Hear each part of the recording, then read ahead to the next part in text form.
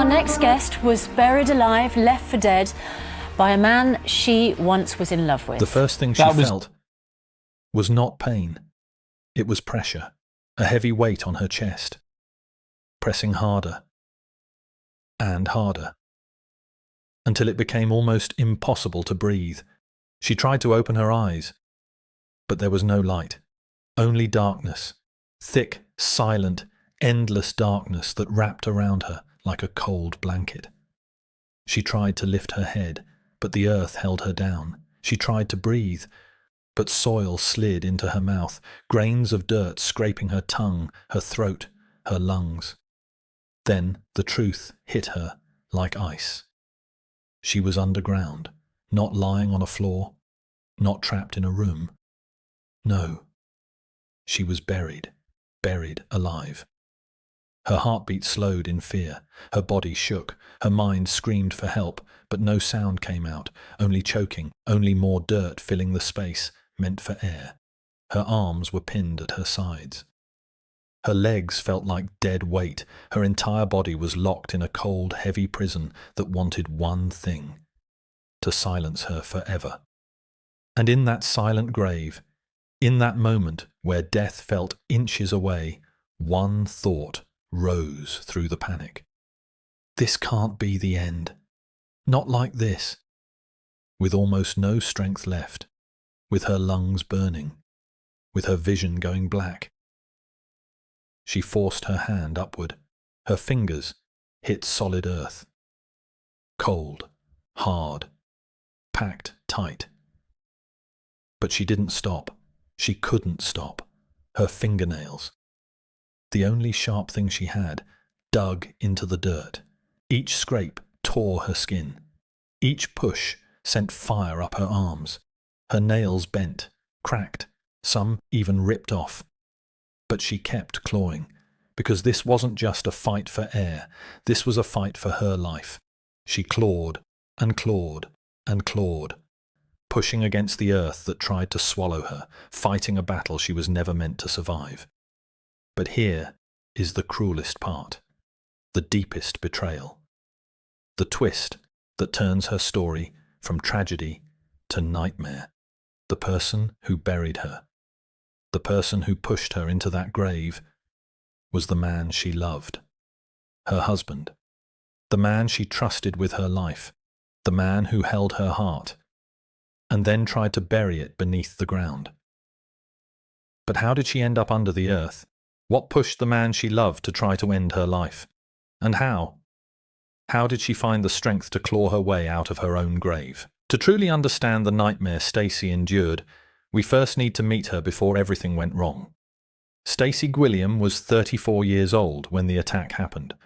She had already faced immense personal battles, including a health crisis. While Keith Hughes was in prison for past abuse, Stacey battled ovarian cancer. Despite the scars, she returned to life with a hopeful heart. Friends described her as kind. According to reports, she was gentle, caring, and deeply trusting, the kind of person who believed in love and second chances. She wasn't looking for drama. She wanted a normal, peaceful life. Keith Hughes, the man she loved, seemed at first to be her protector. He was physically powerful, a bodybuilder by all accounts. To Stacey, his strength was part of his appeal. She believed that with him, she could build a safe future. But this was not their first brush with violence. Hughes had previously been jailed for 3 separate assaults on Stacey and for false imprisonment. He served almost 3 years and 9 months for those crimes. When he was released from prison, Stacey, despite her fear, decided to give him another chance. She said she still loved him, even though the warning signs were there. Their relationship was complicated. On the surface, they tried to rebuild. On the inside, Stacey was haunted by what could happen. Reports say she ended the relationship at one point because she couldn't cope any longer. But then, a chance encounter brought them back together, and things spiraled. Stacey once told Good Morning Britain that she felt trapped by her emotions, by the memory of the love she once believed in, and by her fear of what would happen if she rejected him again. She didn't just carry physical scars. there were invisible wounds too. Her life before that fateful walk on the coastal path was marked by bravery. She had survived cancer. She had survived abuse. She believed in healing, in forgiveness, in change. And yet, she never expected that forgiving him again would almost cost her everything. As Stacey and Keith's relationship deepened after he got out of prison, the cracks in their past began to reappear. And this time, the danger was even more real. Keith Hughes had already been sentenced before, for 3 separate assaults on Stacey and for false imprisonment. When he was released, Stacey chose to take him back. But not long after, the old patterns returned. She described on Good Morning Britain how their fight started simply. She had decided to end things. He confronted her. What began as a walk along the coastal path turned deadly. According to Stacey, she refused to get into his car, and that's when things spiraled. In that moment, she felt the threat of the past coming back. She told interviewers that she had ended the relationship before because she couldn't cope any longer. Yet he found her again, not by accident. A chance meeting brought them back together. Stacey said she tried to protect herself. She insisted they stay in public places where help could always be found. But Keith's rage erupted suddenly, without warning. He strangled her, so violently she believed he had snapped her neck. He left her unconscious on the ground. When she came to, she had no strength, and she couldn't move. He told the police later that he thought she was dead. He hid her body underneath branches and leaves. He even boasted to officers, "You'll never find her." And that, Stacey realized, was the terrifying thing. The man she believed could protect her was the one who might kill her. As time went on, things between Stacey and Keith grew darker, much darker. What once looked like a reunion of 2 broken people became a moment of pure terror. On a calm day, Stacey and Keith were walking along a coastal path on the Gower Peninsula near Caswell Bay in South Wales. They had argued before. Stacey later said she was trying to end things. He had already admitted violent behaviour in the past, but on this walk, everything exploded. According to Stacey, when she refused to get into his car, Keith's rage boiled over. He strangled her so hard she believed he broke her neck. In her own words, she blacked out. When she came around, she was not lying freely. Instead, she realized she was surrounded by undergrowth. Dead branches, ferns, and shrubs weighed on her. She could hardly breathe. It felt like she had been buried. Keith, believing he had killed her, buried her under that foliage. He covered her with earth, branches, leaves, making what looked like a shallow grave. Then, in a cruel twist, he left. He told the police later that he panicked, that he thought I had done it. He drove off in Stacey's car, but even in his fear, he wasn't silent. He told the police, "You'll never find her." That chilling boast laid bare his belief. She was finished. But Stacey's body, though left under dirt and branches, wasn't done. Stacey, semi-conscious, realized something was very wrong. She tried to move. She tried to shout, but she was pinned. She couldn't move her arms or legs. She said later that she felt like she was paralyzed. Time seemed to stretch in unbearable slow motion. She could hear her heart pounding, like a drum. She could even hear the sea. The same sea that a few moments ago was peaceful, now felt like a witness to her horror. Air was scarce. Her lungs burned. She tried to push her body up, but she had almost no strength left. In that moment of utter helplessness, she realized she had to use what she had left, her fingernails. With trembling fingers, she began to scratch at the earth above her. Branches, soil, leaves, she tore through them, fight after fight. Every scrape hurt. Her nails dug deep. Some bent, others broke off, but she kept going. In her memory, she later described how the undergrowth felt heavy, like it was trying to suffocate her. She clawed, inch by inch. There were moments when she thought she might not make it, but something inside her refused to let her die. Finally, she broke through. She pulled herself out of the pit. Then she crawled, barefoot, bleeding, dazed, until she collapsed outside a nearby golf club by Caswell Bay. Passers-by saw her. They called the police. She was immediately rushed to the hospital. Doctors found her in an induced coma. She remained there for 14 days, according to reports. Her injuries were serious: damage to her lungs, her neck, her mouth. Even after waking up, recovery was not easy. She had to relearn how to speak sometimes. Inkle. She had to use a stick to walk. As she recovered, the weight of what had happened hit her emotionally. She realized the man she loved, the person she trusted more than anyone, had tried to kill her. When the police arrested Keith Hughes, his attitude was chilling. He was convinced they wouldn't find her. When they did, he was shocked. In court, prosecutors painted a disturbing picture. This was not an accident. The jury agreed. Hughes was found guilty of attempted murder. At sentencing, the judge spoke of the harrowing nature of the attack. Hughes was handed a life sentence with a minimum tariff of 8.5 years before parole could even be considered. Even after leaving the hospital, Stacey never truly left the grave she had crawled out of, not in her mind. Flashbacks haunted her. Panic attacks followed her. She often said she could still feel the weight of the earth on her chest. She also lived with a profound fear of Keith, not just for her life, but for her future. She feared his possible release. Buried beneath the earth, Stacey faced what most would call impossible. Every second could have been her last. Every shallow breath felt like it might be the final one. But Stacey didn't give in. She didn't panic completely. She knew panicking would finish her. Instead, she remembered the small pieces of control she still had: her fingernails, her fingers, her stubborn will to live. She started inching her body upward, slowly scratching at the earth above her. She used her hands and her arms to push away loose dirt and branches. Every movement was painful. Her lungs burned from lack of oxygen. Her fingers cut, her nails bent and cracked. Time stretched like a cruel joke. The sun above seemed unreachable. The branches and leaves were heavy and sticky, resisting her every attempt to escape. Her body screamed at her to give up. But her mind held on. Stacey used a survival strategy most people wouldn't imagine. She focused not on the huge task of freeing herself entirely, but on small, measurable goals.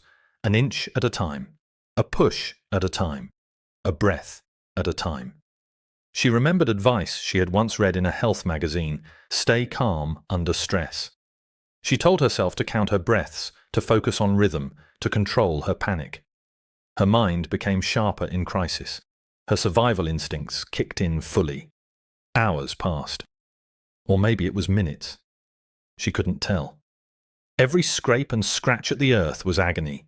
Every push upward tested the limits of her weakened body. She also observed small environmental clues. Loose dirt near her head could be lifted first.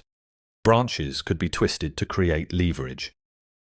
The wind carried sounds, distant voices, distant movement, giving her hope that someone might hear her. And then, finally, a breakthrough. She forced her head through the top layer of soil and foliage.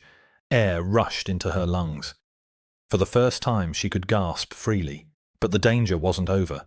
Even as she clawed herself out, she was weak, disoriented, and bleeding. Every step towards safety required focus, balance, and willpower. She crawled on the ground, dragging her bruised, battered body across rocks, dirt, and grass. Her survival strategy combined mental focus, bodily endurance, and sheer courage. She visualized herself reaching help. She imagined the moment someone would finally see her and call for help. That mental image pushed her forward. By the time she reached a nearby path, she was nearly unconscious. Covered in blood and dirt, but alive. She collapsed outside a golf club near Caswell Bay, finally visible to others. Passers-by called the police immediately. Her fight for survival had worked. Her strategy of small, focused actions, combined with relentless courage, had allowed her to defy death itself. She had been buried under branches, undergrowth and soil so thick she could barely move. Her world was a blur of green and brown. The weight of dead foliage pressing down, the damp soil crushing her chest, and the sound of her heartbeat so loud she feared it might burst her ribs. She couldn't breathe. She couldn't scream. Her lungs felt fragile, and every breath burned. There was no strength in her arms, no power in her legs. It was as though she was locked inside her own body, unable to reach out for help. But she refused to accept death. In that terrifying moment, the only thing she had was her fingernails and her will to survive. She dug her fingers into the earth, even when her nails bent and blood welled up. She scratched, she scraped, she clawed, over and over, inch by agonizing inch. Each movement was agony. Her arms shook. Her body threatened to collapse under the weight above her. But she kept going. She remembered the sea, and she listened for it, using its distant rhythm to steady herself. The sound of waves, muted and far away, became a strange lullaby of hope. Finally, she felt the top layer loosen. Branches cracked. Leaves gave way. She pushed with every bit of strength left. Then, in one desperate motion, she broke through. Her head burst into light. Her lungs gulped fresh, cool air. She gasped, choking, but she was free. She didn't stand. She didn't call out yet. She was too weak. Instead, she crawled, bleeding, bruised and disoriented, until she reached a path. Her body gave out in front of a golf club near the coast. She collapsed. Thankfully, people saw her. They rushed to help. Someone called the authorities. Her rescue was swift, but she was far from out of danger. She was rushed to hospital. Doctors put her in an induced coma, a protective sleep, a buffer between her body and the trauma she had just survived. Her injuries were severe. Her lungs, her neck, her mouth, all battered. But the hardest battles were still to come. She would need to heal not just physically, but mentally. Scars are not always visible. And while she was still recovering, the man who put her there was nowhere near finished in the eyes of the law. That moment of escape, that inch-by-inch climb to the surface, would become the turning point of his downfall. When Stacey finally opened her eyes in the hospital, the world looked different, quieter, heavier. She wasn't the same woman who left home that morning. She wasn't the woman who trusted the wrong man. She wasn't even the woman who fought the earth with her bare hands. She was someone rebuilding herself, piece by piece, breath by breath. Doctors stood by her bed, watching her closely. Her body was fragile, bruised, swollen. Her voice was barely a whisper. Her throat burned from the soil she had swallowed. Her neck hurt from where he had strangled her. And her lungs struggled, fighting to recover from the minutes she spent buried without air. She couldn't walk. She could hardly lift her head. Even turning in the bed felt like lifting a mountain. But what hurt the most was the memory. Every night when she closed her eyes, she was pulled back into the darkness. She could feel the weight of the earth again, smell the soil, hear her own heartbeat pounding against her chest. Sometimes she woke up screaming. Sometimes she woke up gasping for air. Sometimes she didn't want to sleep at all, but every day she tried. Every day she pushed herself a little more. A small walk, a small breath, a small moment where she felt safe again. Nurses called her a miracle. Doctors said few people could survive what she survived. Some said it wasn't just strength. It was willpower, stubbornness, and something inside her that refused to die, even when she was buried under the weight of death itself. And what about the man who did this to her, while she was learning to breathe again, while she was rebuilding her life? He was in a room of his own, a police cell, and soon the truth of what he did would be laid out in front of a courtroom. But before that moment came, Stacey's mind carried a question she couldn't escape. Why? Why did someone who claimed to love her, who promised to protect her, choose to bury her alive? The answer would come soon. In court, in statements, in the cold voice of a man who showed no remorse. But for now, as she lay in that hospital bed, Stacey was fighting her own battle. The battle to live, the battle to stay strong, the battle to rise from a grave she was never meant to escape. After Stacey's miraculous escape, the law took its course. Keith Hughes, the man who tried to kill her, was arrested and charged with attempted murder. He walked into court confident, calm, as if he could talk his way out of what he had done. But the courtroom wasn't swayed. Evidence was stacked against him. Stacey's testimony, her injuries, the marks on her body, the dirt under her nails, the path she had clawed to safety. Every scar, every bruise, every wound told the story louder than any words could. The prosecution painted a picture of deliberate violence. This was no accident. This was no impulsive act of anger. He had buried her alive, leaving her for dead. He had thought she wouldn't survive. Stacey sat in the courtroom, her body still weak, her mind still haunted.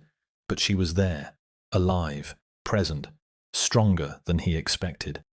Her courage, the will that had pulled her from the earth, now stood as a living testimony against him. During the trial, details emerged about his past: 3 previous assaults, previous imprisonment, threats. The judge and jury could see a pattern, a man capable of violence, repeated and escalating. And now, his final act had almost ended a life forever. When the verdict came, the courtroom held its breath. Guilty. Keith Hughes was found guilty of attempted murder. The judge described the case as harrowing and a chilling example of betrayal and violence from someone she trusted. He sentenced Hughes to life imprisonment with a minimum term before parole. For Stacey, it was a moment of justice, though it could never erase the terror, the fear, the months of pain and therapy that lay ahead. It was a recognition of her struggle, her bravery, her miraculous survival. It was a confirmation that evil, no matter how strong or muscular, could be defeated by courage, determination, and the will to live. Even in the courtroom, Stacey remained calm. She did not scream or cry. She didn't need to. The law had spoken. Her story, her survival, had spoken louder than any words. Even after the court's verdict, even after Hughes was locked away, Stacey's journey was far from over. Surviving the grave had saved her life, but her mind and body carried memories that would never fully fade. She underwent months of recovery, relearning to walk, regaining her strength, healing the deep bruises, and confronting the trauma that haunted her nights. Every flashback, every nightmare reminded her that she had stared death in the face and survived. And yet, each time she opened her eyes, she also saw hope. Stacey became a symbol of resilience, a woman who had been buried alive, beaten and betrayed, yet refused to let fear define her. Her story showed that courage can outlast cruelty, that even in the darkest moments, human willpower can carve a path to life. She spoke about her experience to warn others. She shared the lessons learned. Never ignore red flags, never underestimate someone's capacity for violence, and always, always trust your instincts. But she also spoke about hope, about fighting, and about the small acts, one breath, one scratch, 1 inch at a time, that can save a life. Even after everything, Stacey survived not just physically, but mentally, in ways that inspired those around her. Her friends, her family, and even strangers marveled at the courage she showed, the courage it took to climb out of a grave, to fight her attacker, and then to face the long road of recovery with dignity. And in the end, that is the true story of survival. Not just escaping death, but refusing to let it break your spirit. Not just surviving an attack, but reclaiming your life, your voice, your future. Stacey Gwilliam's story is one of terror, yes, but also one of triumph. She reminds us all that even in the darkest moments, Even when all seems lost, the human spirit can endure. That hope can shine in the blackest soil, and that one person's courage can become a beacon for many.